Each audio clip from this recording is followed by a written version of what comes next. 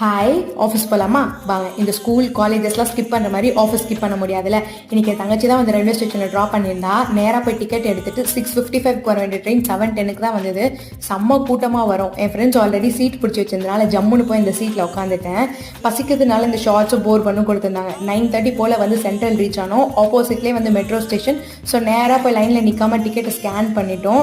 Few minutes train வந்துச்சு. சென்ட்ரல்லேருந்து ஆஃபீஸ்க்கு வந்து 30 மினிட்ஸ் ட்ராவல். மாங்க ட்ராவல் பண்ணி போனால் இந்த லிஃப்ட் முன்னாடி ஒரு பெரும் கூட்டம் நிற்கும்.